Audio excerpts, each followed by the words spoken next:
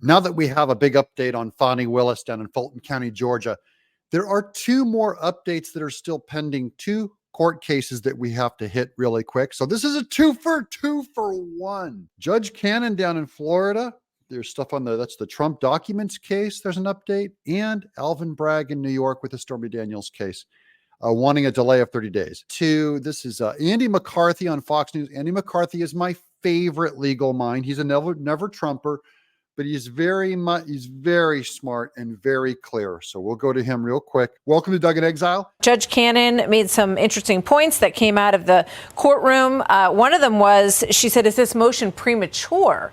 Are you bringing this before me, before we hear anything about immunity from the Supreme Court? So Judge Cannon has already peed off Jack Smith in that she's going like, this, is a pretty sloppy case. So she's kind of firing the warning shots. She certainly is not going to speed it up for Jack Smith. This is not going to go to trial before the Trump election. The immunity issue before the Supreme Court involves official actions of the president during the time of his presidency. The charges in Jack Smith's Florida indictment involve documents that President Trump was able to get because he was president, but the actions are in his post-presidency, the illegal or the allegedly illegal retention and the obstruction of the grand jury investigation. So Trump went for immunity, telling Eileen Cannon, wait for the immunity thing to come out of the Supreme Court under Jack Smith and Chutkan. And Cannon, I think, is dismissing that part of it, saying, no, that immunity is not going to cover you for these Mar-a-Lago documents, which is fine. But because she's going to dismiss it, I believe, on other grounds. The crux of the case against Trump are the actual agency records, which simply aren't covered by the Presidential Records Act.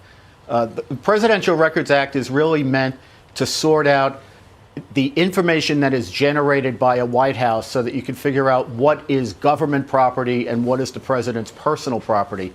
Most of what's at issue in the case is actually agency documents, specifically intelligence reporting from our intelligence agencies, which really aren't meant to be covered by the Presidential Records Act.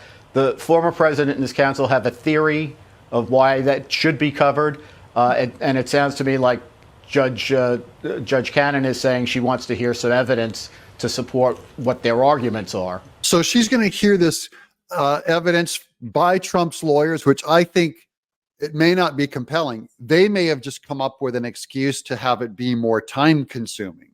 So see, they win even if they can occupy her and get her to drag her feet a little bit until Trump becomes president and dismisses all this caca.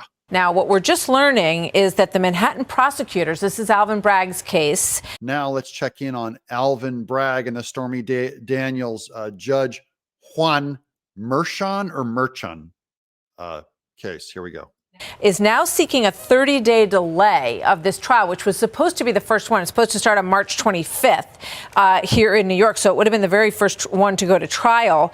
The prosecutors who brought the case asked for a 30-day delay, a startling development in this first prosecution based on some new material that they want time to deal with, Andy. Alvin Bragg asked for 30-day extension, which usually a delay would benefit Trump, right? But in this case, it probably benefits him for different ways. I think it's because Alvin Bragg, a piece of information came out. We don't know this, right? I'm speculating that basically negates his entire case. So he needs 30 days more just to create a case because he still has nothing left. This sounds like they actually have some factual information that's come to their attention that they have to sort out and decide what effect it has on the case. Be interesting to see what Judge Merchan does. That's Andy McCarthy. The bigger question is, what will Judge Merchan do? It's because this is where we start to see how politicized is he. Remember, I think it was his daughter who worked for Schumer or someone very close to Democrat operative fundraising. So he's already just a bury the needle Democrat.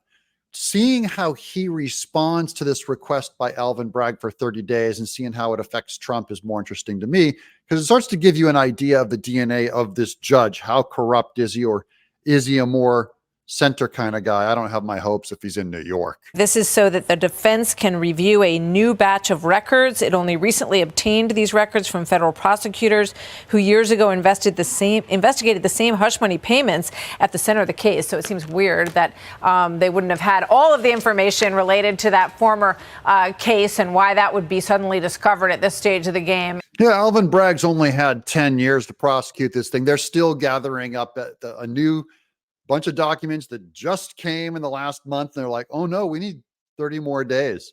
Trump's still looking good on that one. Even if he does go to trial and if he is found guilty, he does not go to jail. So he's not going to be in that big kind of trouble. So I think it puts him in the clear on both those. He's still looking good. Now you've been updated on everything on a twofer. I'm Doug in Exile. Subscribe.